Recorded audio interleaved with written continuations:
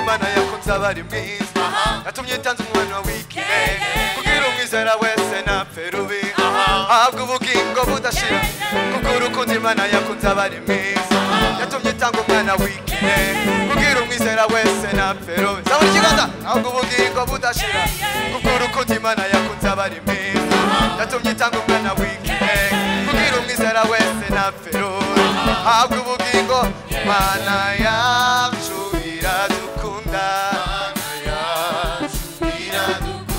Imana yacu iradukunda Imana yacu iradukunda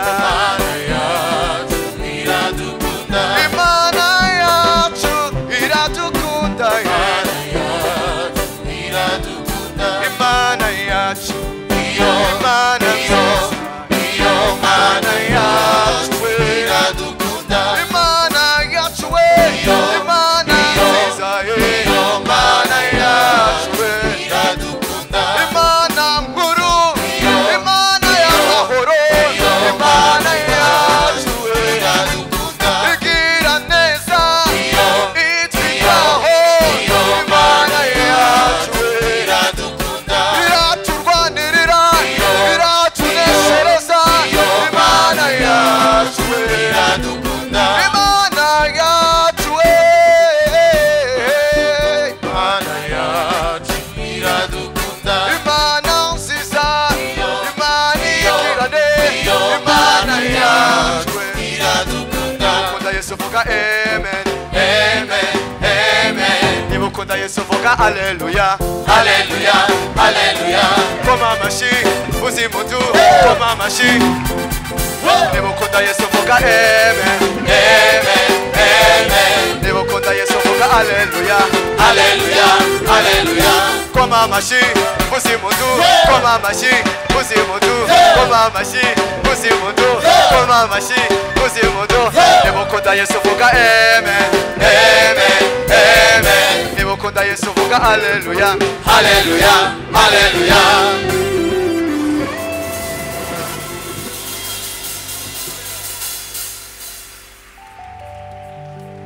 Nibukunda Yesu vuga haleluya.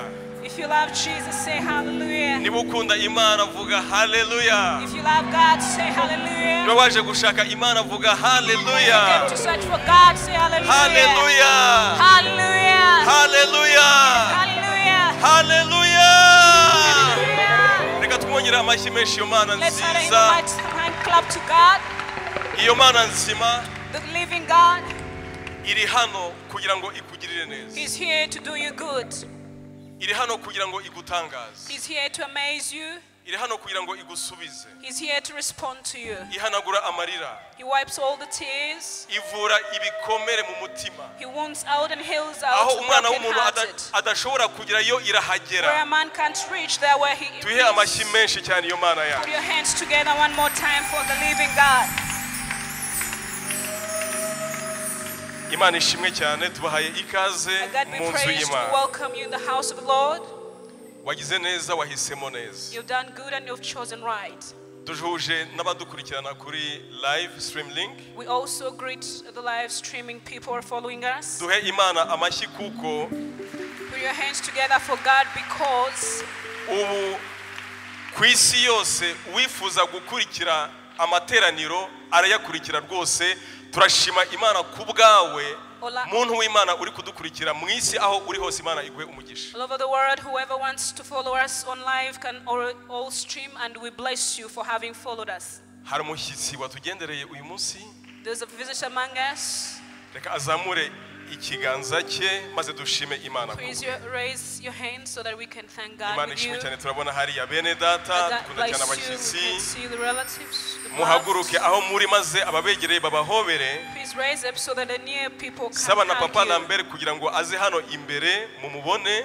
And also Papa and Bill to be in front so that you can see him. Bashyitsi bakunzi uyu mugabo w'Imana araza kubakira nyuma y'amateraniro. Beloved visitors, this man of God is going to welcome you after the Mwagize service. neza cyane kuza. You've done good to come.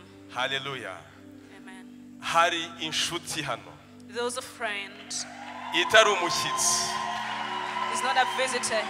umukunzi wacu, a lover, umukozi w'Imana, a servant of God, yadukoreye surprise. has done surprise to us. Reka twakire Pastor Lolo. Pastor Lolo, Aze hano abasuhuze. please, you're welcome to greet the church.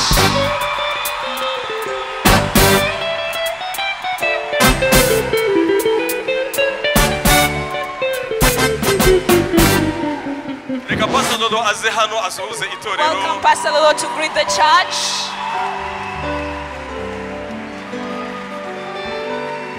Tikangana yembela ye. Tikangana sanzola ye. Hallelujah. Hallelujah.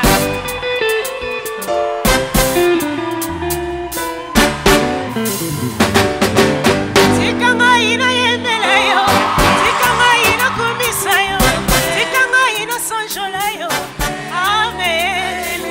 Aloba mutu ye matia motema, nalingi kumisa yo, tikanga sanjola yo. Amen. Nabakisi mesana lelo, nalingi lesa yo, asanjola motema nanga. Amen. Musantu nalola yo zali nzambe, tikanga sanjola yo, tikanga kumisa yo. Amen. Lokolela mebongana kolona ngo, esebe ngina kemona yo, tikanga sanjola yo. Amen. Nakoma limota na bikite, nakoma nakona bikite, nabiki nakomona Yesu. Amen. Tangelinga bakisa pharmacy, lobiko epesa mite, komona Yesu ne libikira. Amen. Hallelujah, amen. Hallelujah, amen. Hallelujah, amen. Oh, hallelujah. Hallelujah.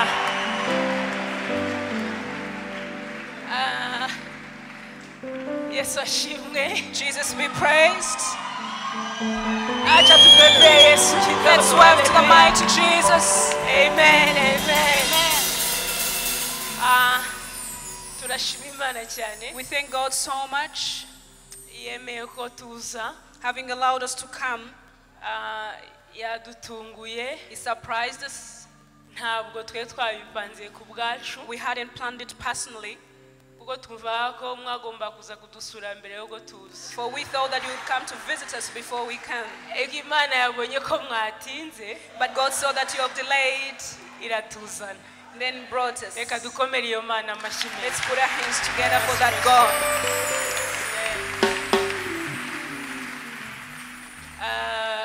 Mu by'ukuri twaje kwiga. Truly, what come to take lessons or study? Papa yari yadutumiye muri formation ari ya Gisenyi ya BCC. Our father had invited us to come to Gisenyi for the BCC. Hanyuma twambutse Igoma kugira ngo dukore n'inteko rusange ya ARC ya Congo. And then we had crossed over Goma so that we can do the Assembly General for Congo. Hanyuma twavuze ko ari ngombwa ko tuza tugaterana namwe. And then we thought it was weak so that we come and gather together and fellowship together. Twari tubakumbuye. We had missed you. Yaba byashoboka twari kubahobera If it is mwese. possible that we would hug everyone. Mwese. All of you. Turabakunda. We love you. Mfite intashyo idasanzwe I have a specific, unique greeting y'umugabo wanjye. for my husband. Arabasuhuza. He greets you. Imana ibahe umugisha God bless you kandi bagirire and neza. do good to you. Arakoze cyane Pastor Lolo kubwa surprise. Thank you, Pastor Lo, for the surprise. Nukuri ntitwari tubizi ariko turanezerewe. We didn't know, but we are glad. Hallelujah. Hallelujah. Tugiye gukomeza duhimbaza Imana, We're going to continue to praise God dutura amaturo. as we give our offerings. Ibitunga bigiye byandikwaho amaturo atandukanye turi butange. Pastor's kids are already indicated on different offerings that we are going to give. Turashima cyane kandi Imana kubw'itafari tuzatanga ku cyumweru w'igitaha. We thank also God so much for the brick offering that we're going to give the next Sunday. Twatangiye deja gutanga mu ma ministeri abapapa, We started giving abamama in n'abajene. ministries, the fathers, the youth, and the rero ku cyumweru ugitaha nibwo tuzazana amaturo y'itafari. So next Sunday is when we're going to bring the offerings for ariko uyu munsi murabizi turacyafite campaign 318. But today, as you know, we still have the campaign 318. Imana yacu itugire neza. God do good to us. Imana ihe umugisha abana bacu ba Sunday school. God bless our children for a Sunday school. Reka bagende n'abarimu kugira ngo bakomeze gahunda zindi aho babateguriye. May they depart so they can continue other programs that have been. Turatura duhimbaza Imana hamwe na worship team. We're going to give offering as we're still with nitumara gutura turakira mami wacu sinya pastor wacu. After offering, we're going to welcome the pastor. Izindi gahunda zirakomeza nyuma y'ijambo. Other programs are going to continue no after the kuvuga word of God. Amatangazo no gusengera abana bato. Meaning the offerings and also dedicated rero to zana children. amaturo yawe So bring icya your offering, cumi your tithe, ayo gushima Imana. Thanksgiving. Imana ikugire neza. God do good to you. ntuzigere witangira itama kuba warazanye ituro May ryawe you mu not nzu hold your y'Imana. cheek so that Worship team, for karibu. you to bring the offering. you. You're welcome, worship team.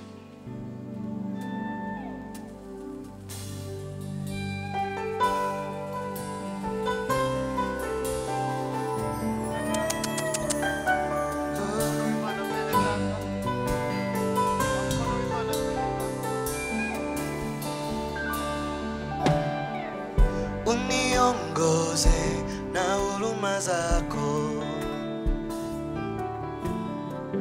usiponibariki siwezi kwenda. Ninajua bila nguvu zako siwezi kwenda. Ninajua bila nguvu zako siwezi kwenda. Kwa mkono wako kweli umenibariki, kwa mkono wako kweli umenibariki. Baraka zako ziwe na mimi, na macho yako yawe na mimi, mapenzi yako yawe na mimi, mapenzi yako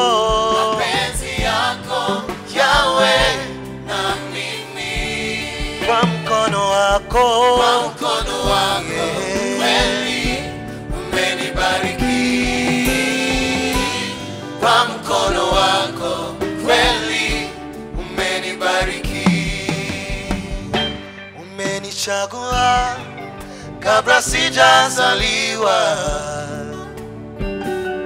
ukanichagua nabii wa mataifa yo, ukanitangulia, sitaogopa chochote. Utanitangulia, sitaogopa chochote. Kwa mkono wako kweli umenibariki, kwa mkono wako kweli umenibariki. Baraka zako ziwe na macho yako yawe Bwana, mapenzi yako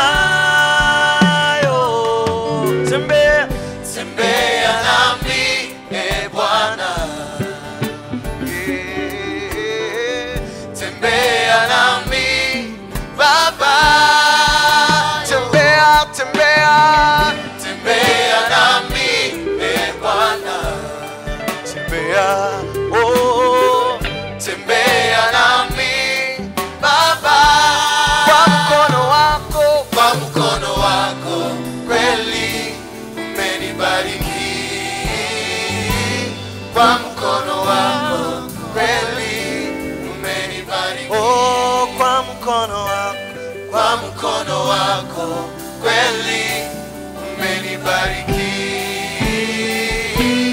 kwa mkono wako kweli umenibariki. Turashima cyane Imana. We thank God so much. Turi kumwe n'undi mushyitsi hano n'umukozi w'Imana. We're with a visitor, a servant of God. Avuye muri Sweden. He's from Sweden. Ni Pastor Gabriel. Pastor Gabriel. Ashobora guhaguruka agasuza Can you raise up itorero. and greet the church? Imana ishimwe cyane. May God be praised.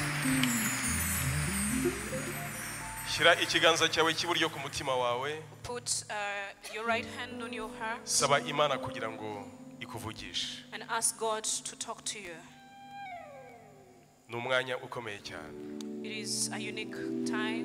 Uyu ni umwanya Imana yiteguye kugukorera ibidasanzwe. It's the time that God is ready to do mighty to you. Kugira umutima wawe kugira ngo wakire ijambo ry'Imana Tell kuri your bose. heart to welcome the word of God today. Imana ikoresha umuja wayo mu buryo God used His budasanzwe. servant in a unique way Imukoresha ibitangaza n'ibidasanzwe. and use her mightily and uniquely. Mana turagushimiye kubw'uyu mwanya. And God, we thank you for this time. Vugana natwe mwanya. Speak to us. Turiteguye kumva. We are ready to hear. Vuga. Speak. Koresha umuja wawe. Use your servant Mu mavuta adasanzwe. in a specific Mu mbaraga anointing, zidasanzwe. in a mighty power. Ongera kwihesha icyubahiro May you Mana. already be glorified Mu izina rya Yesu. in the name of Jesus. Twese duhagurutse twese. We are all standing up. Duha Imana amashyi menshi twakira mami wacu sinya pastor. Pastor Lydia. Pastor Lydia, Umukozi w'Imana usizwe. the servant of God who is anointed, Umugisha wacu. our blessing. Imana ikugirire neza kubw'amashyi And God uyihaye. bless you and do good to you for Ukwitegura the kwakira hands. ijambo ryayo. And as you welcome yourself to receive the word of God.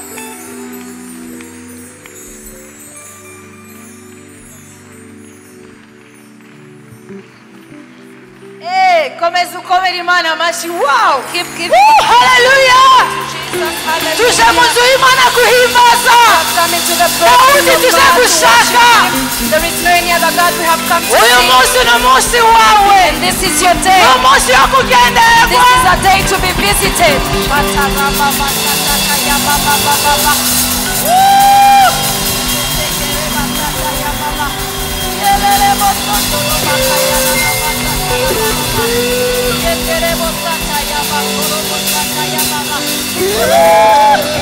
Ni umunsi wo kugendererwa. It is a day of Ni visitation. umunsi w'igikundiro. It's a day of love. Pokea.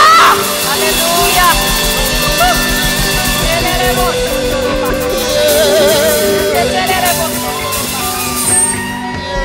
Reka nkubwire ikintu kimwe. Let me tell you something. Iyo nje mu nzu y'Imana. When I come in the house of the Lord, Ko hari ikintu ngiye kwakira. because there's something you're going to receive. Fanya hivi. Just do this. Vuga ngo ngiye kwakira Mana. That I've come to receive, Lord. Nje kuza gufata portion I yanjye. have come to take my portion. Nje gufata umugabane I wanjye. have come to take my inheritance, my portion.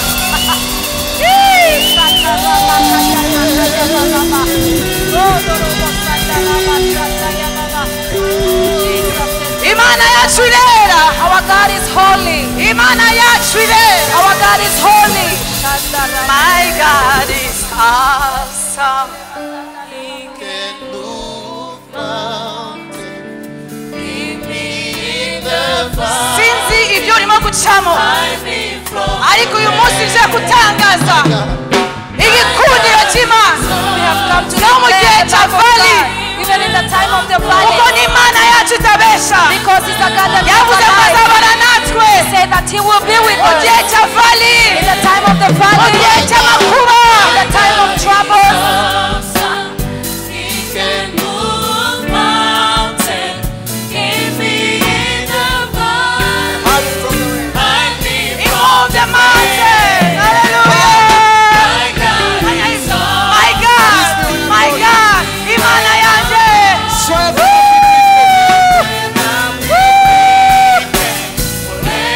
Ntabwo ndi kukubona. Vuga Mana yanjye.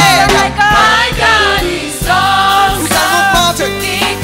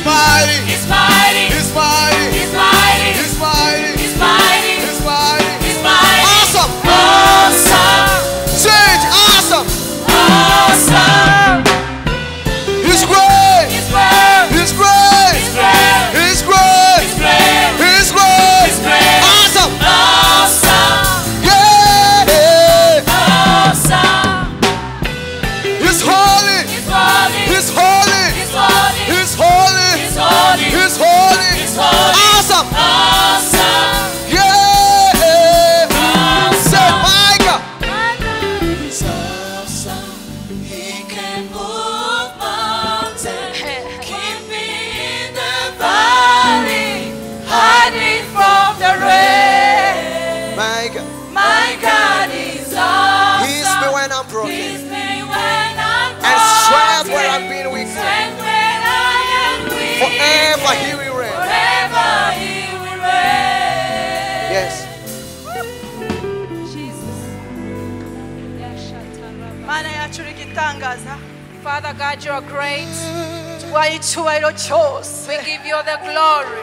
Tuguhaye umwanya hagati yacu. We give you this time in amidst us, Lord. Niyo mpamvu tugukomeye amashyi mwami This is why w'abantu. we give you a crowd of praise, Lord. Tuguhaye icyubahiro mwami. We give you the glory.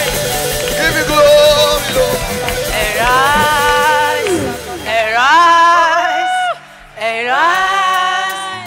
arise. Unihanganire tuimbe Imana. Take your place. Take your place. Be exalted in our place. King of In Kings. the masoro. Be enthroned. Holy God.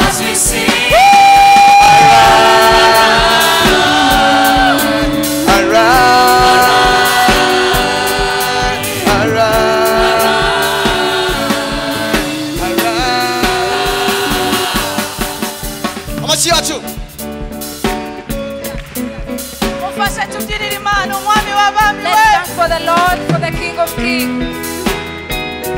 Amashyi yawe kuwiteka. One thing, come on. One thing.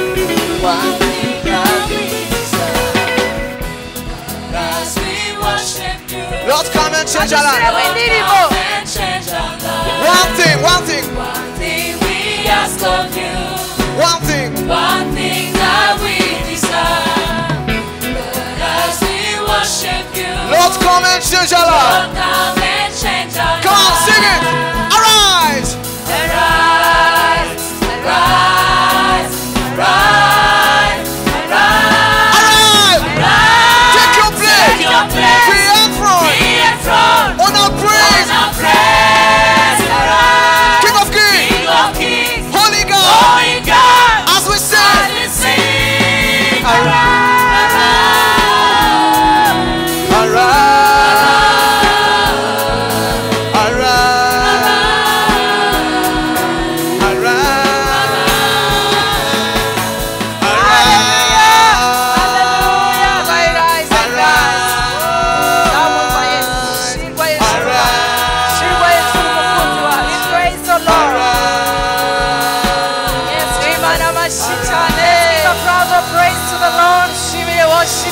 Let us thank the worship team.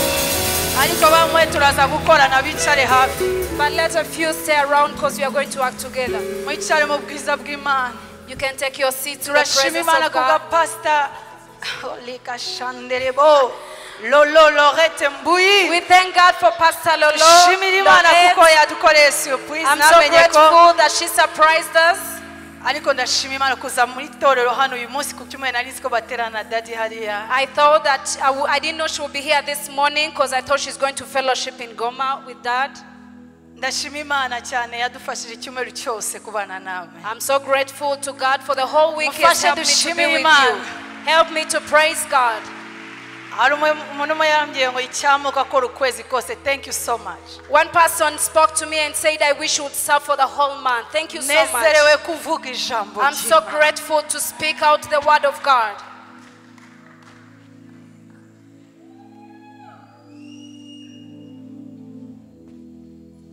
Uyu munsi ndashaka igikundiro cy'Imana ku buzima bwawe. Today I'm asking for the favor of God upon your life. Bamenye ko uri uwa Yesu, uri umutungo wihariye w'Imana. And let everyone know that you belong to Jesus, His own inheritance. Amen. Muzi umutwe y'ijambo tumaze igihe dusoma. You know the theme of this year that we've been reading. Iyi septana yose tuzavuga kwiyegurira Imana. For the whole 7 years, we are going to be speaking about our consecration to God. Ariko hari ikintu tuzakuramo mu kwiyegurira Imana. But there's something we are going to come to bring out in this consecration. Twayitangiye muri uyu mwaka. We started in this year. Tuvuga ngo ko tuyegurira Imana ari indangagaciro tuzakira. And we say that as we consecrate our life to God, there is a character that we receive. Iyo ndangagaciro ya mbere twatangiye. Or the values that we have started with, Imana iduha that God gave to us, no kuyitinya. it is to fear Him. Gira mugenzi wawe tutinye Imana. Tell your neighbor that fear God.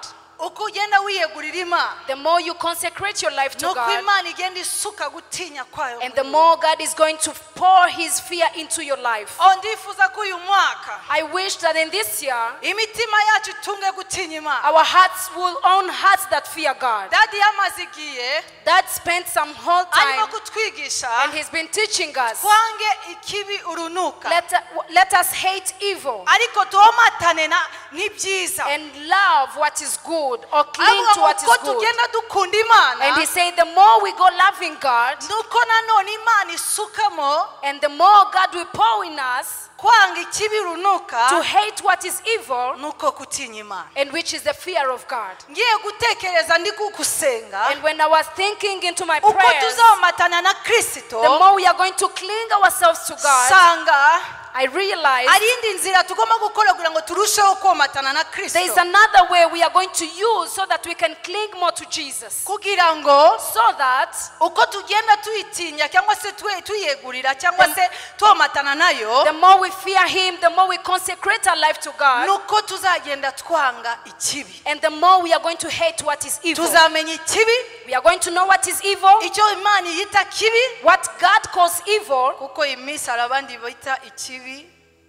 ikiza, because these days there are people who call what is evil and they call it good, cyangwa se ikiza bakita ikibi. or they call what is good and call it Ariko bad. navuga ikibi nk'uko ijambo ry'Imana ivuga. But I'm saying what is evil as the Bible declares. Uko tugenda noneho dushaka komatana na Kristo twanga ikibi, The more we want to cling ourselves to Christ and hating what is evil, nuko nanone tugenda inzira ishobora kudufasha no kubaha amategeko yayo. and one way that can help us, it is to obey His commandments. Uko tugenda twumvira itegeko y'Imana, The more we obey His commandments, tuzatsinda ikibi, the more we are going to have victory in what is called evil, nanone tuzarushaho gushimisha Imana yacu. and the more we are going to please our God. Kuko biravuga ngo For the Bible says, nkunda love, ababika cyangwa se bakipinga ijambo ry'Imana muri the Bible says that I love those who keep my commands into them. unkunda Whoever loves me nubika ijambo ryanjye muri bo. will love my commands into his heart. Ariko ikintu cyiza Imana ivuga muri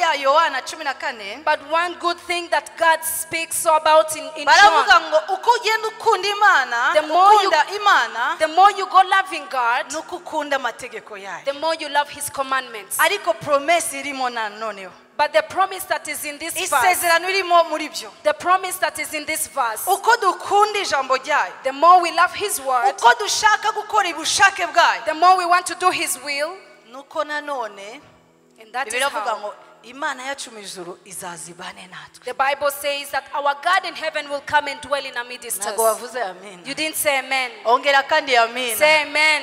Uko uzagenda utinya Imana, The more you will fear ukuzura God amagambo yayo muri and wowe, be filled with His words ukayumvira, and obey Him, nuko igikundiro cy'Imana kizaza kuri wowe. and the more the favor of God is going to be upon your life. Uyu munsi numva cyumweru cyose, Today, as we've been having the whole icyumweru week, gishize last week, nagiye mvuga abagabo b'Imana. I spoke about the men of God. Kwa gatanu ishize Last Friday, navuze kuri Saul. I spoke about Saul. Uyu munsi wo ku cyumweru mvuga kuri abagenzi ba Daniel. And on Sunday, I spoke about the friends of Kwa Daniel. kabiri y'ejo bundi nanga mvuga ubuzima bwa Dawidi. On Tuesday this week, I spoke about the life of Kubera David. umwanya ntago ushobora kubisubiramo byose. And because of time, I cannot repeat everything. kwa gatanu uvuga kuri Ananias na Safira batumviye Imana. And on Friday I spoke about Ananias and Sapphira. Ariko uyu munsi But today Imana yashubije kuri Daniel kandi. God took me back again to Atari Daniel. abagenzi be. Not about his Ariko friends, Daniel ubwe. but Daniel himself. Aho narizi kuvuga amen. I thought you'd say amen. Narizi kuvuga amen. I thought you'd say amen. Turasoma vuba We are going to read kuko umwanya wacu ni mutoya. because our time is limited. Oh Daniel, And Daniel, igitabo cha Daniel in the book of Daniel, yuzuyemo ma revelation na ma revelation. it is full of revelations. Ndakwifuriza kuba nka Daniel. I wish you to be like Daniel. Ndavuga ndifuza kuba Daniel. I wish everyone to be like Daniel Daniel. isobanura umwami cyangwa se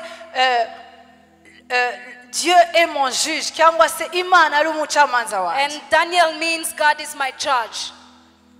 Daniel ndimo gusoma When I was reading in this muri book, Daniel 6 in Daniel 6, muzi Daniel igice cya mbere you know Daniel the chapter uko 1, yanze kurya ibiryo by'umwami the more he refused to eat or to feast on the food kubera of the king, batoneshejwe n'Imana. because they were favored by Imana God. yemera ko binjira mu bwami, And God allowed them to enter into the kingdom. ariko kwinjira kwabo But they're entering kubera ubwenge bari bafite. because of the wisdom they Bibiliya had. tubwira ngo And the Bible declares to binjiramo, us, they entered, ariko babwira umugenzi wabo but they told their friend, ntabwo dushobora kurya iby'ubwami, we ibiryo cannot eat by'umwami, on the food of the king. kubera bari bafite guti, Because they had the fear of kuko God. bari bazi ko ibiryo barimo kurya Because they knew that the food was yari feasting on. sacrifice cyangwa se yatangwa n'abami babo cyangwa se Imana yabo. It was always being sacrificed to their God.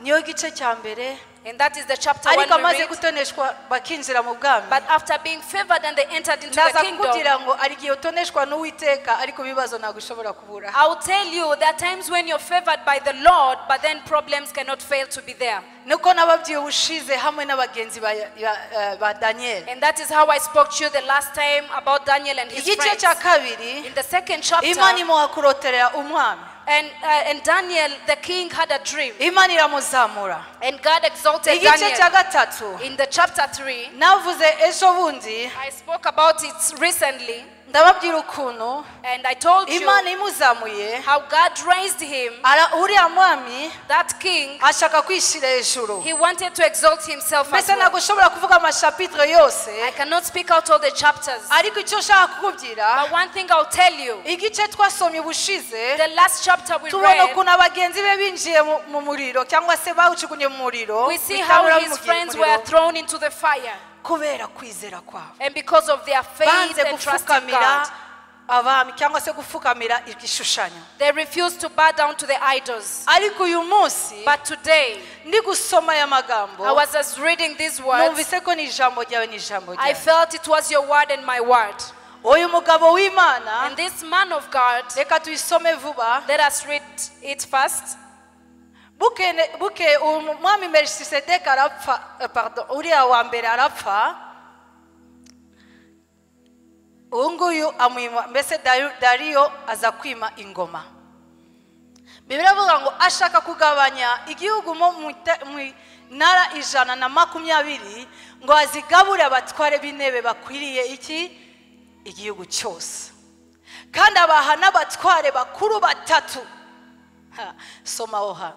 Umwe muri bo yari nde?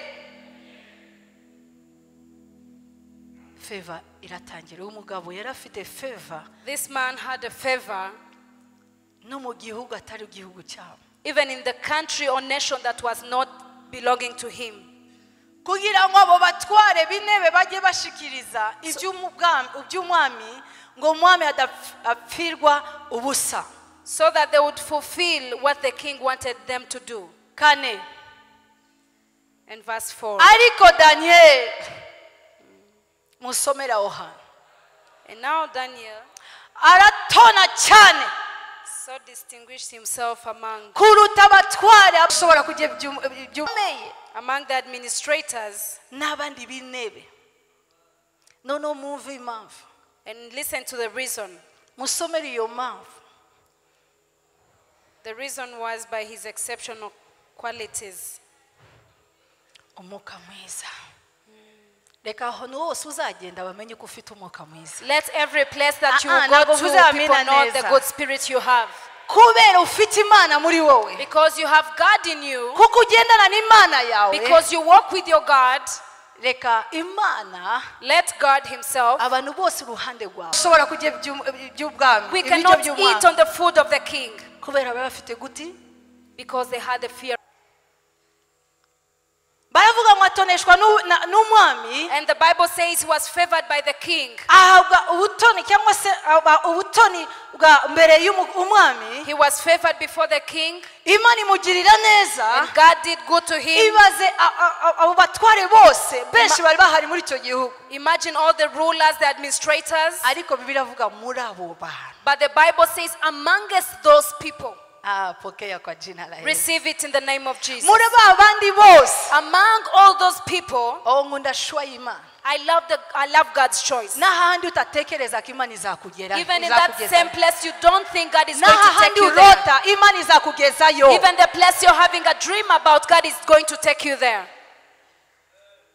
ushobora kurya kubera umwuka mwiza Because of the good spirit that was upon him. reka nkubaze ikibazo kimwe ushobora kurya iby'ubwami We ibiryo cannot eat by'umwami on the food of the king. kubera baba bafite guti Because they had the fear of kuko God. bari bazi ko ibiryo barimo kurya Because they knew that the food was yari feasting on. sakrifiye cyangwa se yatangwa udasanzwe They realized he was an unusual person. He was exceptional.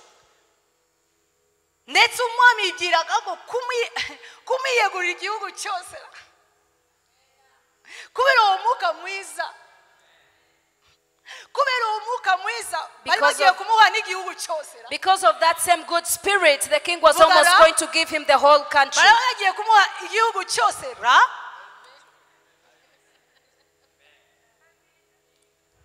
ntabwo uranyumva You haven't. ushobora kurya iby'ubwami We ibiryo cannot eat by'umwami on the food of the king. kubera baba bafite guti Because they had the fear of kuko God. bari bazi ko ibiryo barimo kurya Because they knew that the food was yari feasting on. sakrifiye cyangwa se yatangwa n'abami babo cyangwa se imana yabo It was always being sacrificed to their God.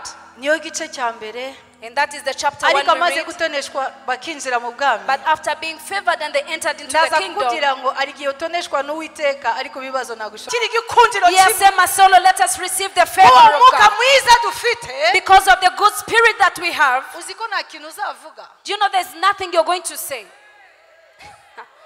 Jesus.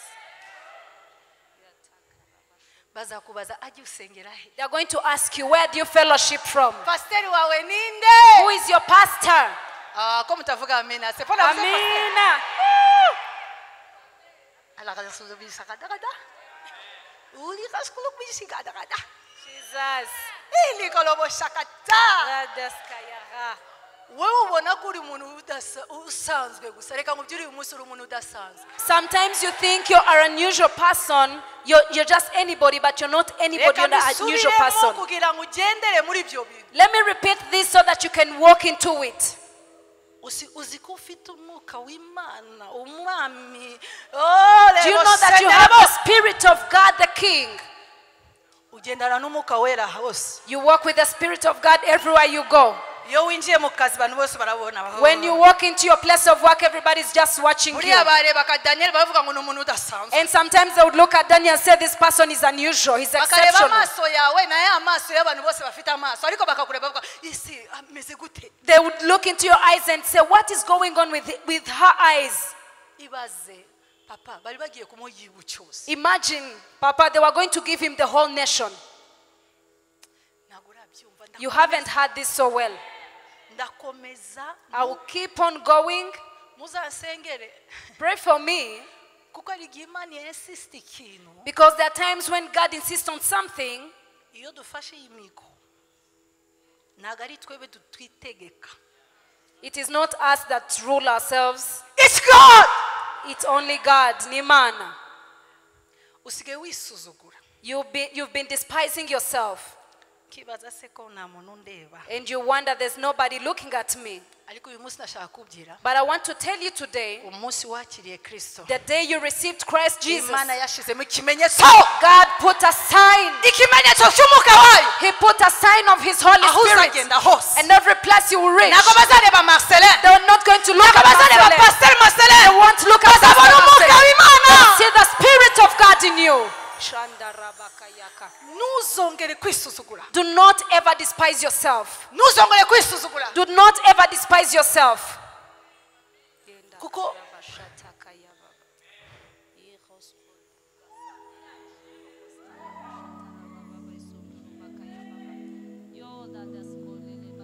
bariya baranduta And you say those are better than me. bariya baririmba neza kunduta Those people sing better than I do. iyi minsi These days, iyo binjiye mu kazi when they enter into their place of work, nibo gusa batora it is only them that they choose. reka nguhe parenthèse Let me give you a bracket. hari igihe Imana itazemera ko wicara ahantu There are times when God is not going to accept kubera umwuka wayo muri wowe because of God's Spirit in you. yanze gusa kwiyanduza He has refused you to sin against Him. bisubiremo Repeat. bisubiremo hari igihe uvuga ngo ko bandise mbona bazamuka Sometimes you say, why is it that they are promoting other people? reka nkubwire Let me tell you something. kuko umwuka wera muri wowe Because of the Spirit of God in you n'amavuta yayo muri wowe and His anointing upon your life, izanga ko wivanga God is not going to allow you to mix it. niyo mpamvu ntuzongere kwitotomba And never again. ahubwo uvuge ngo Mama. mana aho wanshizemo But just say that, God, wherever you've put me, nzishimira aho hantu I'm going to rejoice in that same place. lila gasukuluba vuga amina Amen. ongera kandi amina Amen. amfitiye byinshi mu kiganza cye zamura ukuboko kwawe gutya kuko mfite umwuka w'Imana ari byiza gusa nzabona Because I have the Spirit of nubwo God, mbona I iruhande receive rwanjye the good things. ibintu bitagenda neza Though things are not going well, I love you. But He has a lot for me. nzatoneshwa mu maboko ye He's going to favor me in His azaba name. igikundiro He's going to favor me in His name. harimo ibyiza gusa bineze z'umutima yesu we gize ngo nkuvuge egana hera hehe cyangwa nangiriza he uri bugerizima ikomezi oh yesu we gize ngo nkuvuge begana hera hehe cyangwa nangiriza he uri bugerizima ikomezi uri bugerizima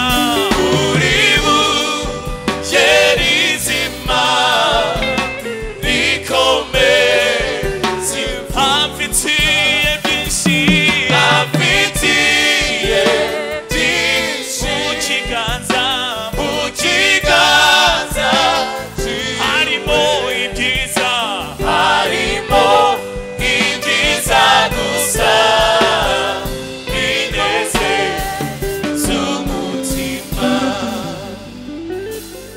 kubera igikundiro ufite Because of the favor upon your life, kubera umwuka w'Imana muri wowe because of God's Spirit in your life, hari igihe bazagusigira ibintu byose there are times they're going to leave everything for you. bavuga ngo bagusigire wowe And they will say, just leave everything for them. kuko turamwizera Because we are trusting Him. kubera umwuka mwiza afite Because of the good spirit that I have. kuko ubwiza bw'Imana muri we Because of God's favor upon ntabwo His urimo life. kubyumva You're not understanding understanding this. kubera igikundiro Imana yashyize muri wowe Because of God's favor that He has abantu bazaza impressed in you. bashaka ubwo bwiza ufite People are going to come and search for that beauty you aho have. uzagenda hose Whatever place you will go to.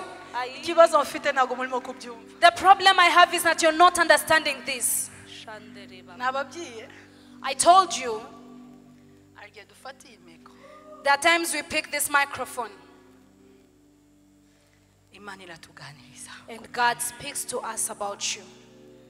izera ko Trust ibyo urimo gucamo byose that whatever you're going through, reka nkubwire ngo Imana iri kukurinda let me tell you something, that God is protecting your life.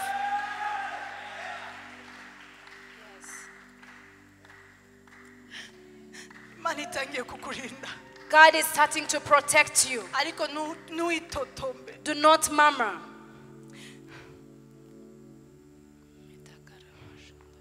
bashobora no kukuvana mu kazi They can even take you out of your job. ariko uvuge ngo icyo nzi cyo But say that what I know, mfite umwuka w'Imana I have the Spirit of God.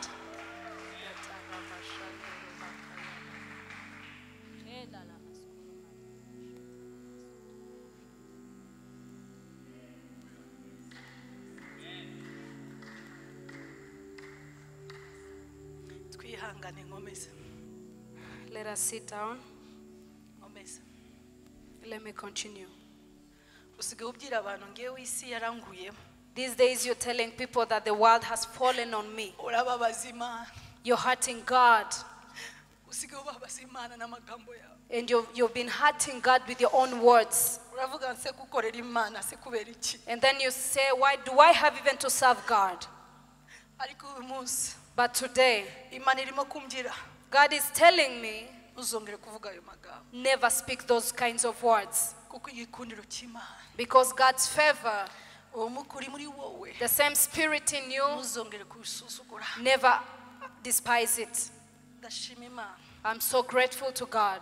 nibutse ukuntu abana b'Isiraheli I remembered how the children of Israel, barimo kwitotomba bavuga ngo gukorera Imana muri Malachi uze kubisoma gatatu as they were murmuring, saying, serving God, you read it in biravuga ngo Imana Malachi. yarabumvise And the Bible says that God had them. Imana irabumva God had them. baravuga ngo kuki se kuza hariya batangira gutuka Imana And they started abusing God. ariko Bibiliya avuga ngo But the Bible says, bamaze kwitotomba after murmuring, biravuga ngo nabumvise the Bible says, I've heard you. ariko icyo nzi cyo But one thing I know, n'abantu hari abandi bitotomba there are other people that murmur, ariko hari n'abandi bubaha Imana but there are also other people who fear God. Bibiliya avuga ngo Imana yumva ba bandi batinya Imana And the Bible says that God hears those who fear Him, ba bandi basobanukiwe those who understood. nubwo duca mu bigerageza Even though we go through troubles, Imana irabumva God hears them. muzi ikintu Imana yakoze Do you know something that God Imana did? ifungura igitabo And cy'ubwibutso God opened the book of remembrance. uzi ko hari igihe uzavuga Do you know there are times you're going to talk utangiye kuvuga gusa and you're just going to speak out words? uri kubuza Imana cyangwa se gufungura igitabo You're actually stopping God to open up the book of remembrance. Bibiliya avuga ngo ifungura igitabo cy'ubwibutso And the Bible says that God opened the book of remembrance. Imana imaze kuyifungura After God opening the book, akora icyo agomba gukora and He did what He was supposed to do. aravuga ngo noneho And He said, now azabamo itandukaniro there is going to be a distinction abanyumvira between those who obey me, abatinya those who fear mu me. Gifaransa baravuga ngo abubaha amagambo yanjye And in the French version, it says those who obey my words. ariko hari ahandi bavuga ngo But there's another version that says ba bandi bantinya those who fear me. azabamo itandukaniro There's going to be a distinction abantinya to those that fear me n'abataya and those that do not fear me. ni ukuvuga ngo And that means kwitotomba kwawe you're murmuring, utazi ko ufite umwuka w'Imana not knowing that you have the Spirit of God upon your life. uri kubuza Imana You're stopping God gushira mu itandukaniro to put a distinction. fanya hivi Just do this. vuga ngo ufite igikundiro cy'Imana Say that I have the favor of God. Atinya Imana I fear God. nzakomeza kuyitinya And I'll continue to fear God. kandi Imana izigaragaza ku buzima bwawe And God is going to reveal Himself niyo upon my ubyizeye life. vuga amina If you believe it, say amen. gatanu And verse 5. yo kora nifite byinshi yo kuvuga. I have a lot to say. Abatware bakomeye anabintebe bashaka impamvu, vuga bashaka impamvu.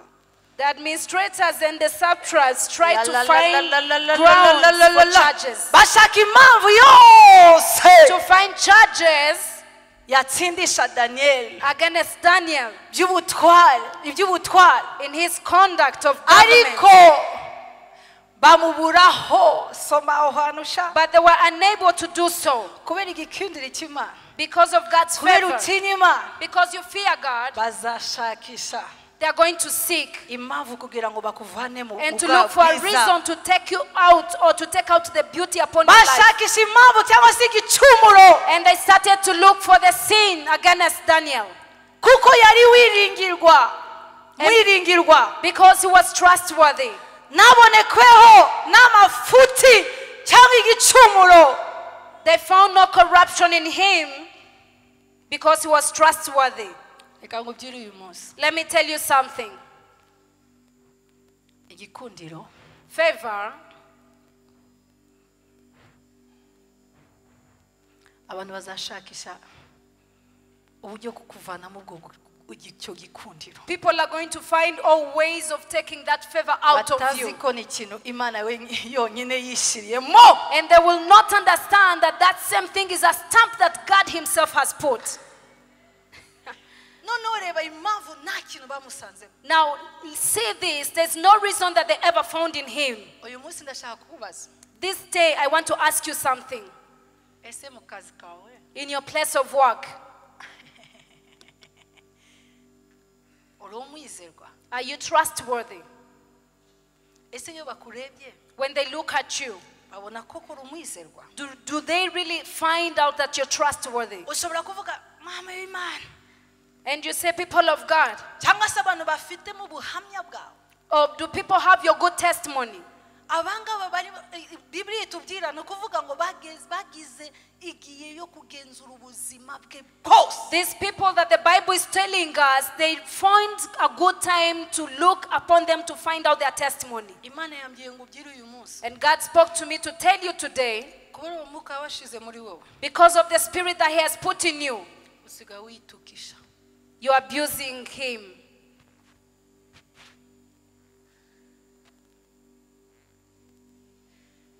Abantu baravuga ngo ese uwo nguyu arasenga? And people are asking themselves, is this person praying?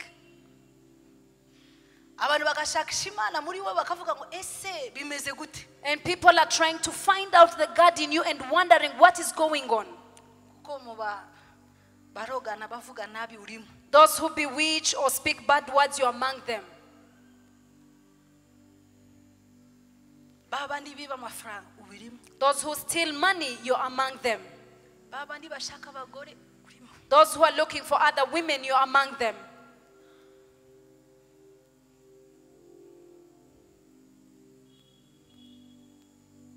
Ariko Daniel But Daniel, bagasanga they found out ni umuntu udasanzwe. he's an unworthy person. Vuga kandi amina neza. Say amen.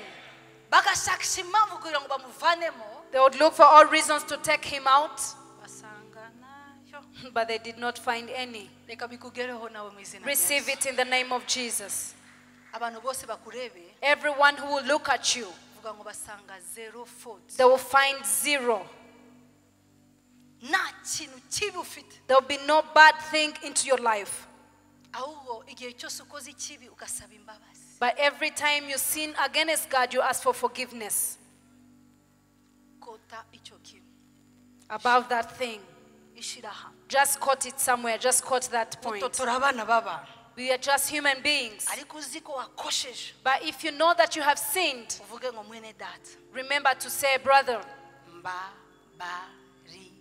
forgive me. Imana idufashe. May God help us. Ubu nguyu se si uko igihe cyose bamwegeraga. It's possible that every time they'll come closer to that person, Turabona umwuka mwiza, we are seeing a good spirit, ingeso nziza. good character.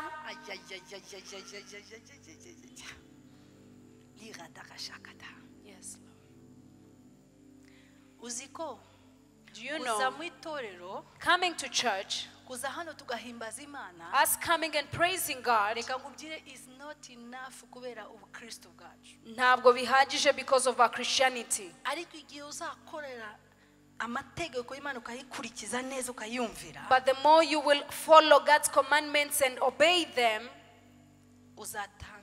uzazana itandukaniro abahitinya Imana n'abatayitinya. you're going to bring a distinction between those who fear God and those that do not fear Him. Gutinya Imana ntabwo ari kuza hano tukabyinira Imana gusa. Fearing God is not for us to come here and praise God, come in church, ariko ni ingeso zawe. but it is your character itself. Uko ugendana n'Imana yawe. The more you walk with your God, nuko abantu bakureba mu Imana. and the more people will see God in you. Uri mu kazi kawe, when you're at your place of work, urugo rwawe, in your family, tuvuge hete na mu itorero, in church, muri societe, in the whole society, dukeneye ubuhamya bwiza. we need a good testimony. Vuga Mana ndashaka ubuhamya. Say that, Lord, I need a good testimony. Zamura ukuboko kwawe please. Just raise up your hand and say, God, I need a good testimony. Mana kuko ndi umutungo wawe. Because I'm your inheritance. Kuko wanyujije umwuka wawe. Because you have filled me with your spirit. Reka ubwiza bwawe. Let your beauty cyangwa se ubuhamya bwawe. or your testimony gendane ubuzima bwanjye bwose. walk into my life mu izina rya Yesu. in the name of Jesus.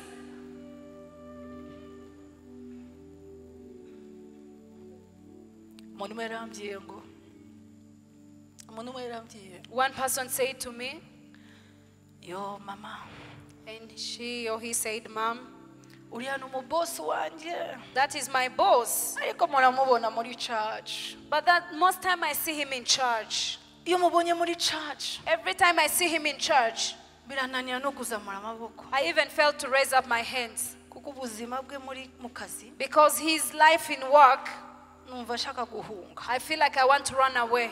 Ari kudutukisha muri. He's abusing us.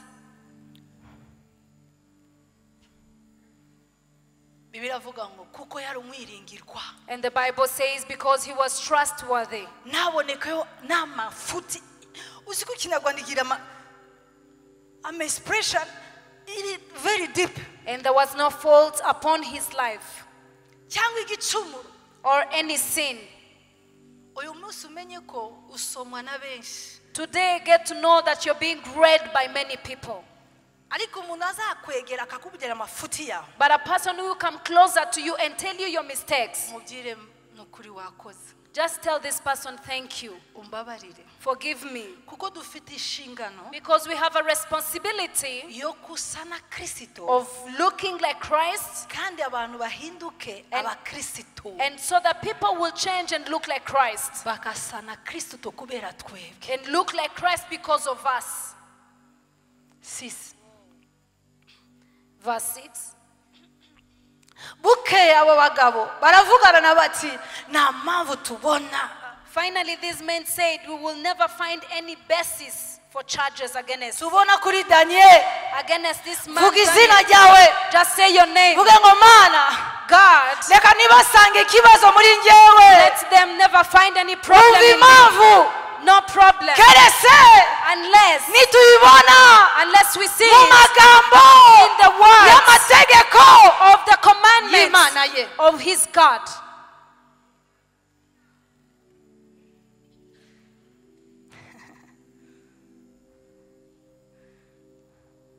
Keretse Unless, ni ukuvuga ngo that means bagerageje bakora ubushakashatsi they tried to do a research, ariko basanga but they found out atinya Imana, he feared God atinya n'amagambo yayo, and he feared his commandments akumvira amategeko and yayo he obeyed his commandments. uko bisa kose. And no matter how things would look. Nicyo kibazo dufite muri church. And this is the problem we have in church. Tukumva bike. We hear less. Nta mwanya afite kugira ngo nange detail y'iyi verse. I don't have enough time to say the details of this verse. Ariko nicyo kintu navuze ngo gutinya Imana, But this is what I say, that in fearing God, kumvira amategeko yayo. it is to obey his commandments. Niba ushaka identity cyangwa se indangagaciro cyacu cyangwa se ID yacu If you want our identity or reka our bazavuge ngo values, let them say, aba bantu these people, ntabwo tubona mu ikosa muri bo we don't see any mistakes in ariko them. amakosa But mistakes or iyo problems, tubangiye cyangwa se kumvira amategeko y'Imana. mistakes come when we fail to obey the commandments of God. 7 In verse 7, nuko abo batware bakomeye b'intebe bateranira ubwami babwira umwami bati mwami Dariyo guhoraho. and these administrators and satraps went as a group to the king and said, may King Darius live forever. Wait. Abatware bakomeye bo muri bo bwami n'ab'intebe n'ibisonga byabo n'abajyanama n'abanyamategeko bose bigiriye inama yo gushiraho itegeko ry'umwami n'iteka rikomeye ngo mu minsi 30 umuntu wese uzagira icyo asaba Imana yose cyangwa umuntu wese atari wowe asabye na Nyagasani azajugunye hehe. The royal administrators, prefects, satraps, advisors, and governors have all agreed that the king should issue an edict and enforce the decree that anyone who prays to any god or human being during the next 30 days, except you, your majesty, shall be thrown into the lion's den. Let me tell you something. When God raises you, ntabwo uzabura abanyeshari cyangwa se abakugirira ishari. You're not going to fail to have people who are jealous of you. Kandi baba no muri church. And we have these people in church. Ariko abo bantu But those people, bashyira mu itegeko. they put a command. Bemera ko n'itegeko noneho ashimangijwe n'ukuboko k'umwami. And the Bible says they put an edict, and the king, they wanted the king to put a seal or a aravuga stamp. umuntu wese utapfukamira umwami Dariyo And they said everybody who does not bow down before the king Agomba Darius, gupfa. he must die cyangwa se yinjire mu rwobo or rw'intare. must enter the lion's den. Bibagirwa ko umwami wacu ni intare y'umuryango. And they forgot that our king is the lion of Judah. Uraza kubyumva. You're going to hear this. 9 In verse 8 in the English Bible. nuko none Nyagasani hamya iryo tegeko ushire mu kuboko nabivuze kandi iryo tegeko atavuguruzwa. Now your majesty issue the decree and put it into writing so that it cannot be tugende altered. vuba. Nuko umwami Dariyo ashiraho ukuboko kwe rwandiko rw'iryo tegeko. So King Darius put the decree in writing.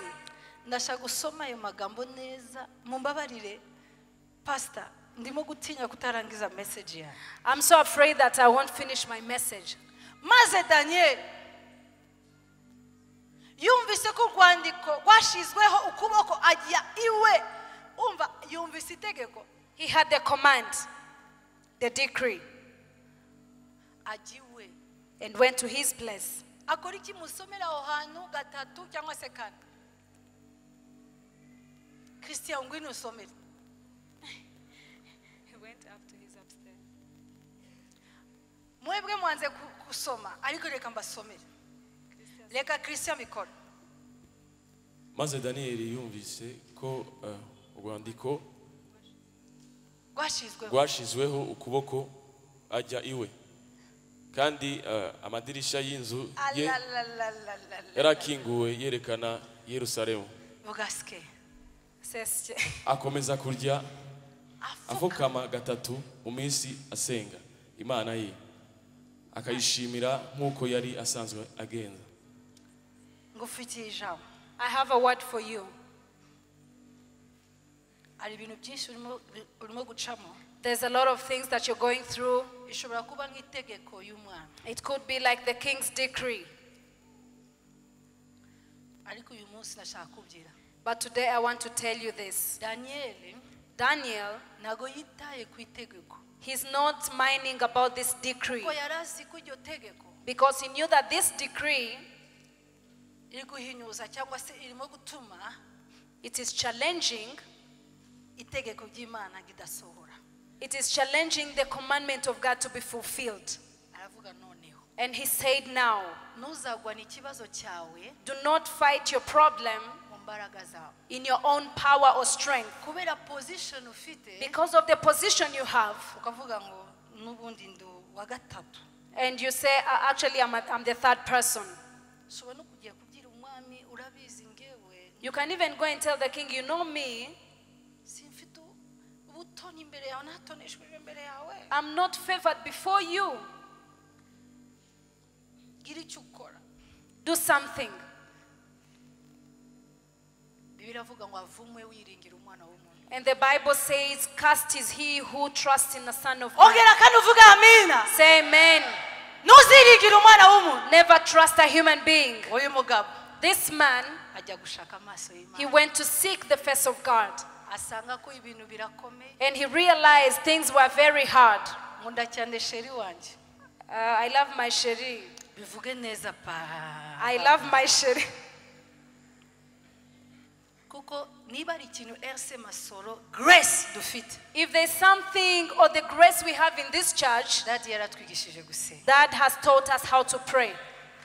ntabwo wavuze amina You didn't say amen. ongera kandi amina You didn't say amen. uyu mugabo amenya ko This man realized aya mategeko arakomeye that these commands of decrees are very nubwo hard. mfitemo ubutware aha Even though I have the power in this place, ariko ndashaka ubutware bw'Imana bugaragare but I want the power of God to be revealed. not by power Ntabwo ari imbaraga zanje, not by mind nta no ku bushobozi bwanjye. ntabwo ari wowe uzigwanirira It is not you who is going to fight for yourself, pfukama gusa but just kneel zamura amaboko and raise up your uvuge iyi hands ntambara and say that this battle, si yanjye it is not mine. mana kora God, just do. vuga mana kora Say, God, work on sinzi ukuntu it. bizagenda I don't know how this is sinzi aho going to go. nzabona igisubizo I don't know where I'm getting ariko an answer, ndakwizeye but I'm trusting in you. nubwo imbere yanjye Even though in front of me, hari byinshi bihinyuza there's a lot challenging me. n'amafaranga There's no money. yeah Jesus. ariko mana But God, ndakwizeye I'm trusting in you.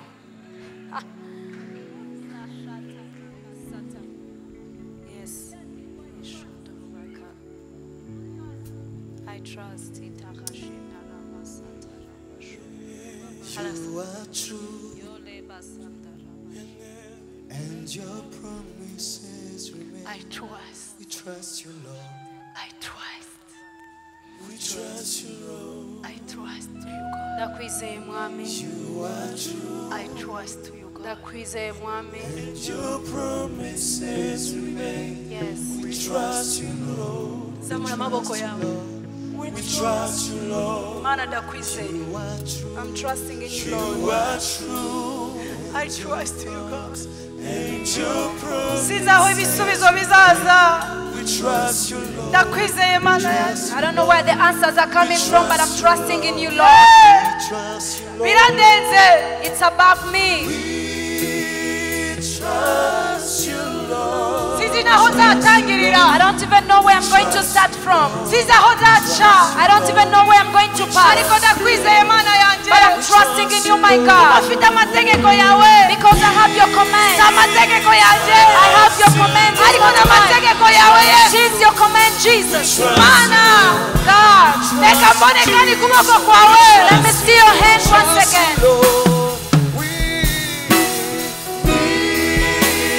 trust you, Lord. We trust you, Lord. We trust you, Lord. We trust you, Lord. I trust you Trust you, Lord. We trust you, Lord. We trust you, Lord. zamura amaboko uvuge I trust you Trust you, Lord. Trust you, Lord. We trust you, Lord. We trust you, Lord. We trust you, Lord. We trust you, Lord. We trust you, Lord. We trust you, Lord. Trust you, Lord. We trust you, Lord.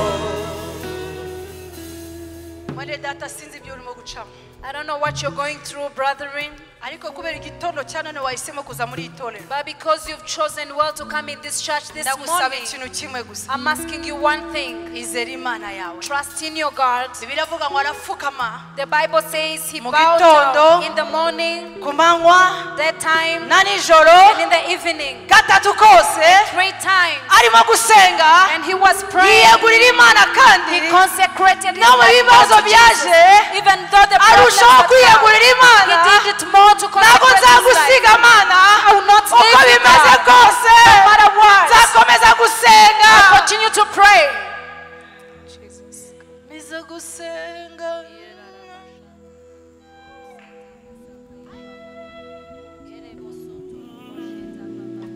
arasenga ikintu nakunze hariya ndashaka musomere And he prayed, and one thing that I loved most in that verse, akayishimira nk'uko yari asanzwe agenza and he used to thank God as he usually did it. ntabwo yemeye kurekeraho He never failed to stop it. nubwo ibintu bimurenze Even though things were aravuga above, ngo ntabwo nzasiga he said, I will not let go. nzakunambaho iteka munyihanganire Bear with me kuko ndi kuvuga because I'm talking iyi mikoro this microphone hamwe n'umwuka wera with the Spirit of God. indirimbo zose uyifate mu mutwe All the songs, just take it in your head. nzakunambaho iteka subiramo noneho wongeremo uvuge nubwo ibibazo bikikije Just know the problems surrounding you. nzakomeza kwitaba I'll continue to trust in you.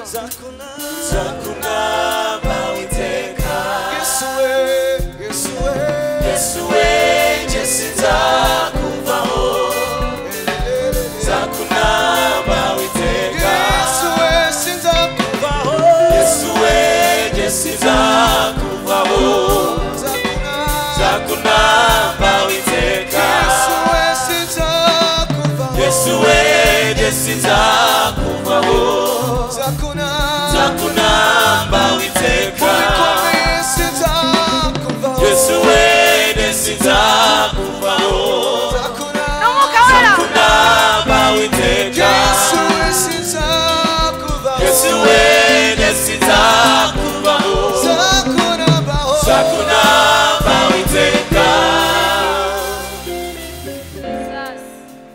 biravuga ngo tuzaca mu muriro And the Bible says we'll go through the fire no mu mazi menshi and much water, ariko azabana natwe but God will be with us. ariko akomeza kwizera imana But he kept on trusting in reka God. mugire uyu munsi wizera imana Let me tell you something. Trust in him. mama uri hano wizera imana Mother who is here, trust in God. papa uri hano wizera imana Father who is in this place, trust God. umukobwa uri hano wizera imana Young lady in this place, trust God. komeza bya bindi wari usanzwe ukora Keep those that you've been doing.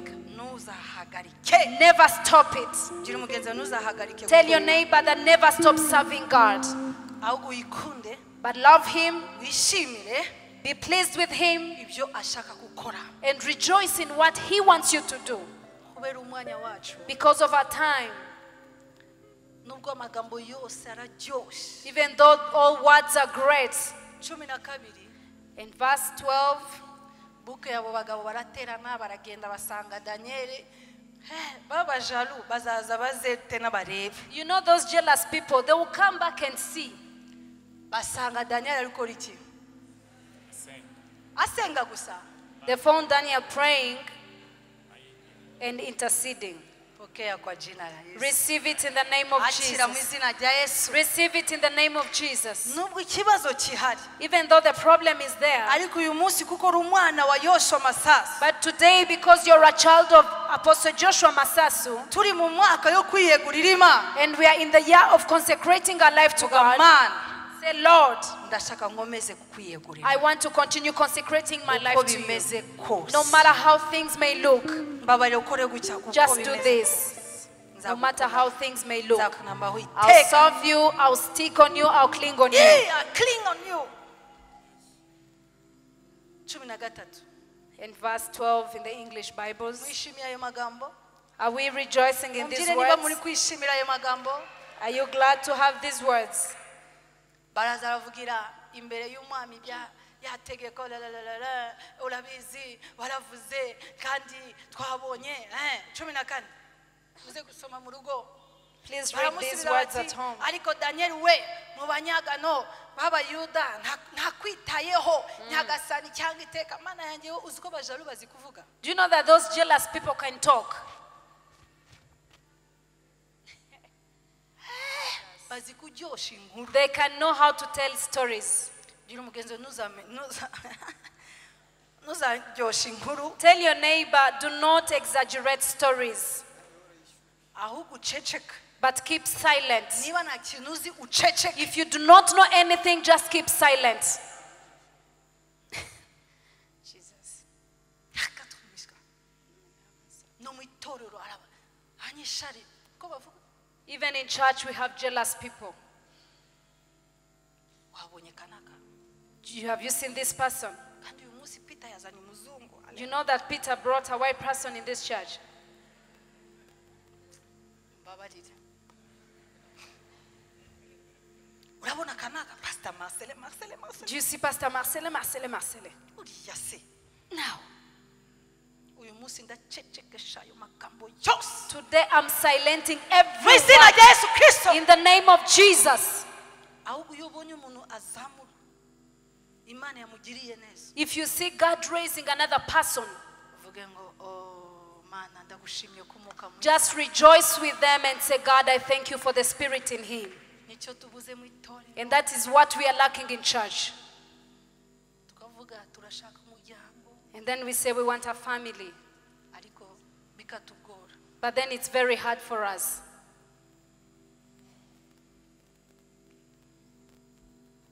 Daniel we And Daniel 15, that is verse 14 in the English Bibles. jambo arabarakarira cyane ashira umwete cyane kugira ngo kuri Daniel kugira ngo amuki. When the king heard this, he was greatly distressed. He was determined to rescue Daniel. Bene data Bibiliya avuga ngo yaragerageje kumukiza kubera umwanya nawe. And the Bible says that the king tried his best to rescue Daniel. Amaze bajugunya tu And after that, they threw Daniel in the lion's den. bamujugunye mu rwagobo rw'intare. They threw him in the lion's den. Ariko icyo nkundira Imana. But one thing I love with God, Uyu munsi nje kubwira ngo ari intare yo mu gihango. I have come to tell you that there's a lion from the family. Nurebe ikibazo cyawe. Do not look at your problem. Bibiliya iravuga ngo And the Bible says yinjiye hariya he entered in that den Imana ifunga iminwa. and God closed the mouth of the Uyu lions. munsi ndakuhanurira. Today I'm prophesying to Imana igiye you. gufunga iminwa y'intare. God is going to close the mouth of the Kuko lions uri muri wowe. because the one in you, Yitwa. he's called. Oh! Mwibuke Yohana arira. Remember when John was Ari crying kurira. and he was crying Aravuga ngo and he said, ninde ushobora kubumura who can icyo open gitabo. that book? Ariko marayika araza aramubwira ngo The angel of God came and said to him, intare mushyiremo y'amagambo intare y'umuryango wa Yuda yaranesheje. Jesus, nje kwatura uwo mwami I have come to prophesy kuvuga that ngo intare ya Yuda saying that the king of Judah, ukorera the lion of Judah you serve, agiye guhaguruka is going to rise up afunge ya and he's minwa going to close the mouth of the lion. y'ibibazo byose Those problems, kuko wiyeguriye Imana because you have consecrated your Ukunda life, Imana, because you love agiye God, kubikora he's going to do mu it. mbaraga zayo His power, bose bazabibona. and everyone is going to see that. Bamaze kubona ko yinjiye mu rwagobo After them seeing Daniel thrown into the lion's den, basanga they found out intare nacyo there's nothing that the lions had done upon him. Jesus. yajamo n'abahaye ejo bundi The word I gave you last time, Shadaka Abednego na Meshake Shadrach, Abednego, binjiye mu muriro they entered into the fire. cyangwa se mu itanura yo mu muriro. They entered into the furnace of fire. Bibiliya iratubwira ngo And the Bible tells us basohotse when they came out, imisatsi yabo their hair Jesus. Umuriro ntago yashoboye. Fire could not be able to touch their hair. N'imyambaro yabo. Even their clothes. Ntago yanukaga iki. It was not smelling smoke. Reka ngubwire uyu munsi. Let me tell you today. Nje hano ndi kuhanura gusa. I have come prophesying to you. Kuko Satani Because the devil asigaye asuzugura abana b'Imana. he's despising the children of God. Ukareba ikibazo cyawe. You look at your problem Ugatangira kurira. and you start crying. Ariko reka ngubwire uyu munsi. But let me tell you today. Intare y'umuryango wa Yuda. The lion from Umwami Judah. dukorera. The God we serve. Agiye kufunga. He's going to close. Fanya hivi. He's going to close to shut down. And they're going to look Bibaze. and wonder Umwami se. that king, Umuntu. that person, Niki afite. what does he have? Munzara. In anger, Araseka. he's laughing. Jesus. Adafite akazi. Yet he's not working. Agafukama agahimbaza. Atarabona sheri. Before they get a sheri, Agakomeza guhimbaza. they continue to praise. Ya ndirimbo ya Ana. Amasezerano y'Imana. Nawakwiringira Imana ngimuhemukire nawayikorengwa kugwe n'isoni nawakwiringira Imana hallelujah ngimuhemukire nawayikorengwa kugwe n'isoni Imana we Imana iraduteturuye iyo mushaka twibutse iyo mwijoro yatwibutse imigambi ya Satani Imana ihinduye ubusa Imana ihinduye ubusa Akiriye iryo sezerano. Imana iraduteturuye iyo mushaka Imana igiye twibutse gukora ibitangaza. Receive that word for God is going to do miracles. Oh mami. That Intare the y'umuryango wa Yuda. the family of Judah Agiye gukora. is going to do Wiyeguriye wese. what things as you consecrate your life.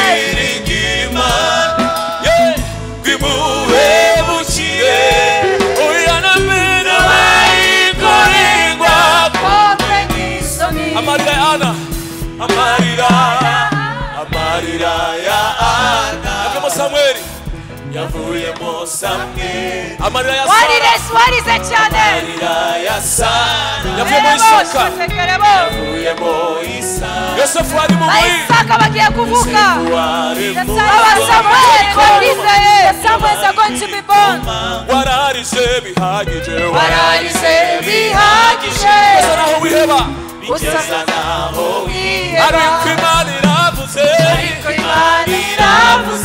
humura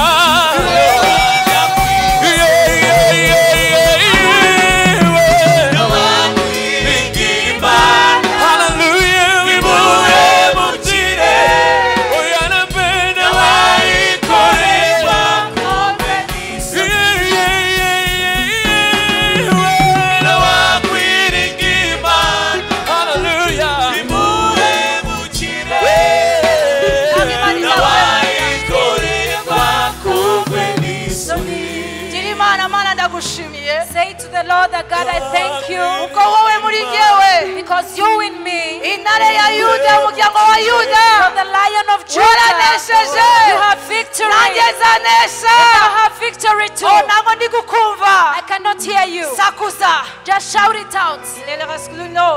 Hallelujah.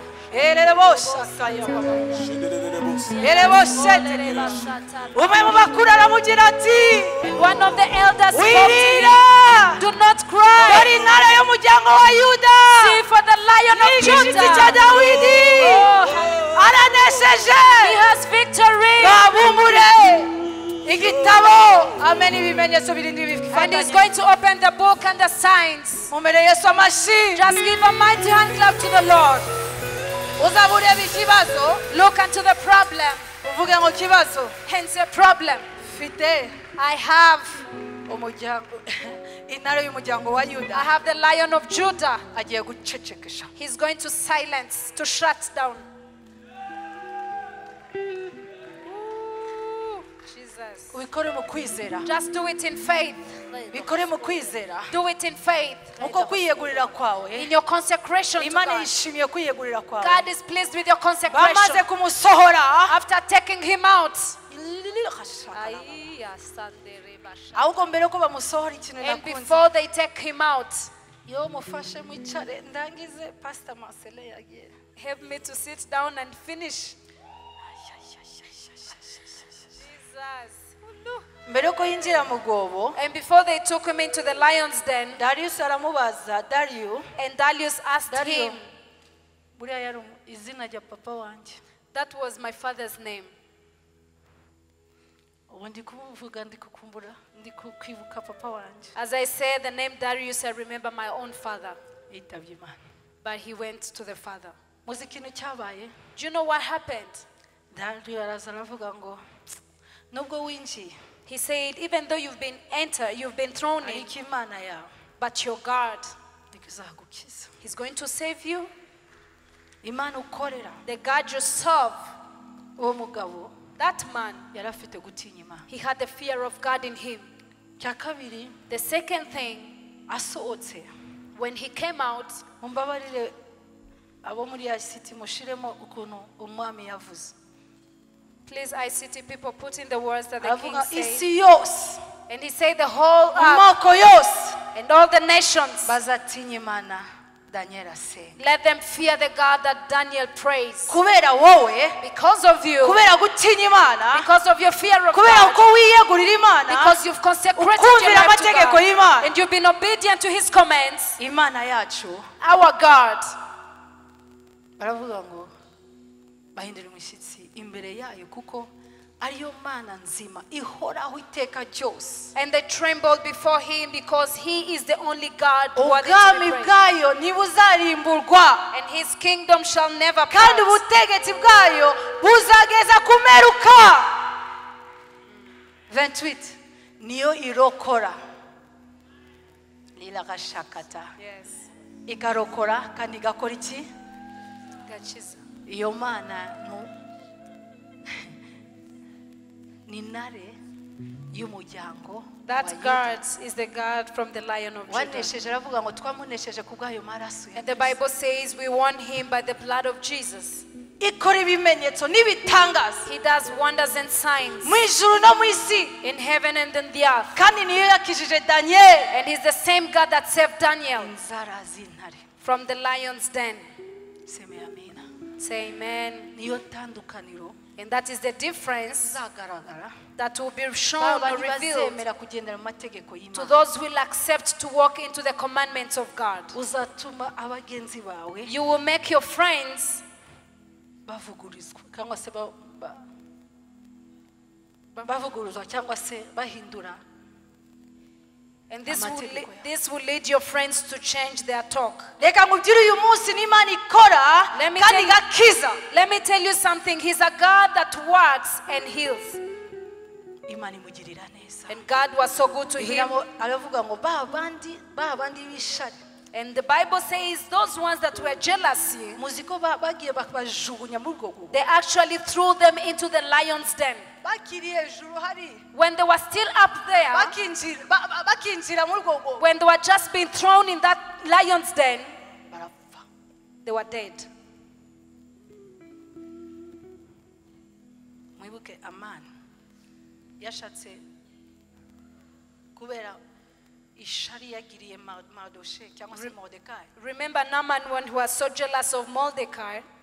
Bibiliya tubwira ngo The Bible tells us cya giti yashizemo kugira ngo bamanike Mordekai that same scepter that he had put up there, ni cya giti the same giti the same, icyo bamumanitsemo that is the same that they hung him on. niyo mpamvu uyu munsi ndashaka umwuka w'ishari ve mu itorero And that is why I want the spirit of jealousy to come out of the church. ndavuga mu izina rya Yesu And I'm saying this in the name of Jesus.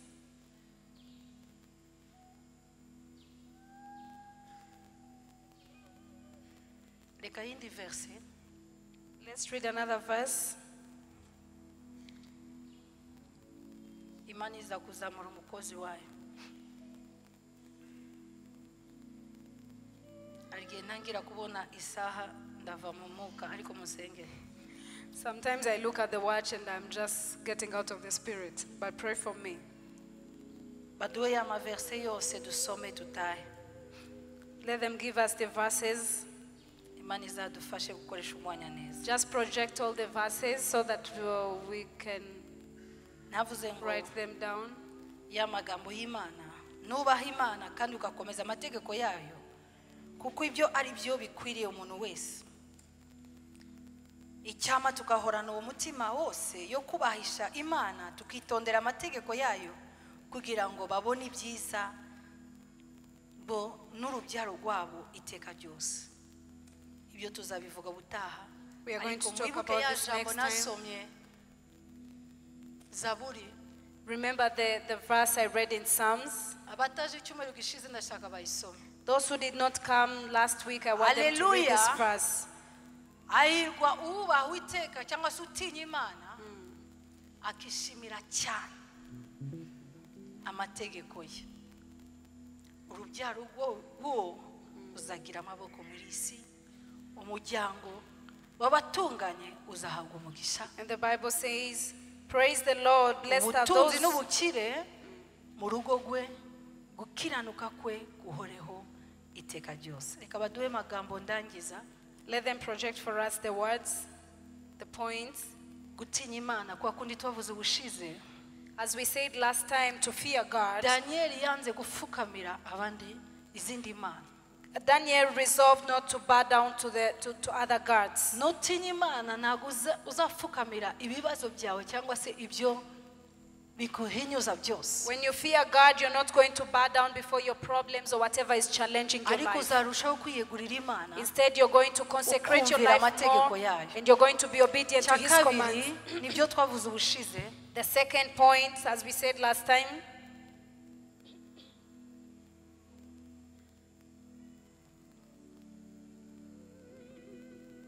gutinya Imana ni ukwemera guhara amagara yacu aho kuyicumuraho uko byaba bimeze. it says to fear God is to accept to die on your own than sinning gatatu. against God. Gutinya Imana no guhitamo kuyisumbisha abantu akaba ariyo twumvira kuruta uwo ari we wese. To fear God is to choose to put Him above people and obey Him alone than anyone else. Uyu munsi ugiye kuhaguruka. Today you're just going to raise up. Ariko twebwe tubona igikundiro kuko Kristo ari muri twebwe. But as we receive the favor because Christ is in us. Ariko niba uri hano. But if you're here, twebwe tukavuga intare y'umuryango wa Yuda. And we are saying the Lion of Judah. Ariko nagurahura nta n'umunsi umwe ukemera Kristo kuyobora ubugingo bwawe. And there is no single day when you have accepted Christ Jesus in your life as your Lord and Savior. Uyu munsi ndakwinginze. I am pleading with you Imana today. irashaka gushyira mu gikundiro cyayo muri God wants to put His favor in your life. Ngwino hano imbere ngusenge. Come forward so that I can pray kugira for ngo you. Kristo yime mu mutima wawe. So that Christ may dwell in your life. Igihe cyose bazakubona. So that every time they look at you, babone Kristo muri wowe. they will see Christ in your Please life. ngwino hano vuba. Please come forward. Kugira ngo dushimire Imana. So that we can praise our Nanone niba uri God. hano.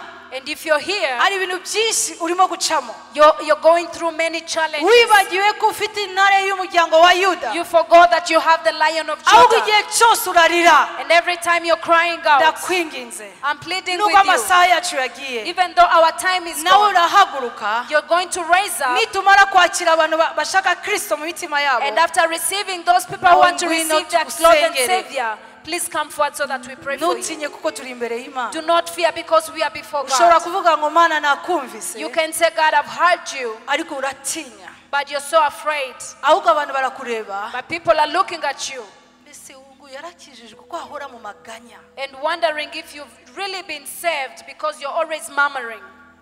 uyu munsi Today, mu byo navuze byose in whatever I have spoken, uze guhaguruka. just raise up. karibu sana abushaka Kristo mu mitima. You're welcome to those who want to get saved. Bibiliya iravuga ngo ndahamagara. The Bible says, I'm umuntu calling wese uzumva ijwi ryanjye to those that will hear my voice agakingura umutima we and open his heart. nzabana nawe I'll be with them. tuzasangira nawe We are going to share, azagendana nanjye and he will walk nawe with me. ntutinye Do not uyu fear. munsi ni umunsi y'agakiza Today is a day of ni umunsi yo salvation. kugenderwa It's a day of your ngwino hano visitation. tugusengere Please come forward kuko aya that we magambo pray ni for you. ayawe Because these are your words. imana irashaka umuntu umwe gusa And God wants one person uzamugarukira who will come back to him. baririmba As the singers are leading us Ngwino into hano worship, ngusengere. please come forward so that we may pray for abashumba you. bashobora kuza hano The pastors can come forward. bafashe They can help us, niba uri sister. hano utarakira kristo If you're here and you have not received iyo Christ Jesus, feva ndi kuvuga the favor I'm talking about, uko imana izakugwanirira the more God will fight for you. ntabwo imana izabikora God is not going to do uyu that. munsi ni umunsi wawe Today is your niba uri day. hano wagize isoni yo kuza hano If you're here and you're afraid to come zamura forward, ukuboko kwawe aho uri just raise up your hand wherever ndatuma abantu you're baze seated. bagusengere I'll ask people to come and pray for you. niba udahari If you're not there, reka dushimire imana kuri uwo muntu let's umwe praise gusa. God for one person. Hallelujah. ariko niba uhari But if you're here, utaramenya kristo please do not go home before you receive Christ. reka turebe abashaka kubona kugaragazwa y'intare y'umuryango wa yuda bahaguruke Let us see those who want God's favor bazane from the Lion of Judah, igitandukaniro so that they can bring a distinction abatinya imana n'abatayitinya to those that fear God and those that do not haguruka aho fear uri Him. tugusengere Just raise up wherever you are. vuga mana ndashaka kubona ikiganza cyawe Say that, Lord, I want to see your hand. zamura ukuboko kwawe Just raise up your hand. Elewa shandaraka yakarababa. ndabona abantu barimo kuza nta kibazo ushobora kuza hano tugasenga twese turi mu mbere ya altari It's okay to those who want ndabizi to niba come ufite forward. saku ngwino hano Come forward. ntugire ikibazo tuzamura amaboko yacu Let us lift up our hands. biragoye kugira ngo twese tuze hano It's very hard for everyone to come ariko ugira forward. imana But just tell God, ndashaka amafuti ntagaragare muri jyewe I don't want mistakes to be revealed in me. Irebosha takalabashete kelebosha katakala uyu munsi ni umunsi yo kugenderwa zamura ukuboko kwawe Just raise up your hands. mana wampaye ijambo ryawe igitondo cya none Father, you've given me your word this morning. ndasabira buri muntu wese waje hano I'm praying for everybody who came in wumvise this ijambo place, ryawe who has your word. mana reka igikundiro cyawe kigaragare muri bo Father, let your favor be revealed in them. iyo feva bigaragare Let your favor be kuko revealed in them, bazemera kugendera mu mategeko yawe because they will accept to walk in your mana commands. reka abe itandukaniro Let there be a distinction abagutinya to n'abatagutinya those that fear you and those who Uyu do not munsi, fear Mana, you. Today, Lord, ndakwihaye I surrender to you. ndagaye ubwoko bwawe I am your people. ubagenderere Visit mu them kazi kabo in their mu works, byo bakora byose in whatever they do, kuko wemeye ko ijambo ryawe isohoka because you've accepted Nimbara that your word is gushaka, fulfilled. Even your reka uyu power. munsi Let abe today itandukaniro be a distinction. abumvira ijambo ryawe To those who obey your abumvira word, amategeko to yawe those who obey your mwuka commands, w'imana Holy Spirit tangira of umurimo God, wawe that your word, igikundiro cyawe that your aho favor, bazagenda hose wherever they will reka go, bimenyekane let it be kuko ni let it wowe be known watoranije that you are the one who chose. n'ibibahinyuza byose n'ibibahinyuza byose To whatever challenges them. uyu munsi ndahagaze mu butware wamaye Today I stand into the mu power mavuta that wahaye you've given umugaragu unto me. wawe Into the anointing upon your yoshua servant. masasu Yoshua Masasu. ndategeka I command. mana ndasaba I ask you, Lord. uyu munsi Today, bagendere mu ntsinzi yawe let them walk in your victory. akira intsinzi y'imana Receive God's victory. intara ya yuda The y'umuryango Lion wa of yuda Judah, from the Lion of imana Judah, itangira gukora mu buzima bwawe He is starting to work in your bimenyekane life. bose Let it be known kuko wowe that you wemeye kugenda mu mategeko you yayo accepted to walk in His reka duhe imana commands. amashyi niba Let us ubyizeye give a proud of praise to God if yewe you accept it. ndabyizeye I believe it kuko ni umunsi wo kugendererwa because it is a day of visitation. mana ndagushimiye Father, I thank you kuko uvuga rimwe ndetse kabiri because you speak once and twice. reka ukomeze uganiriza ubwoko bwawe Continue to speak to your people, oh God. nabaye gusa igikoresho cyawe I was just a vessel, God. ndakwizeye mana I trust in you, Jesus. reka aho bazaca hose Let whichever place they will ibyo go through, bazacamo byose whatever they will go through, nizabasubiza inyuma let it never take them back ahubwo or lead them to bakomeze backslide. bagukorere. But they will continue to serve tubaye you. amashyi mundu Give you a shout of praise. amashyi mundu A shout of praise. amashyi mundu A shout of praise. umwami arakwiriye God, our Lord is worthy. urakoze pastor Thank you so much, Pastor. komera You're imana welcome. amashyi kubwa Give pastor a hand clap to Pastor Marcelin.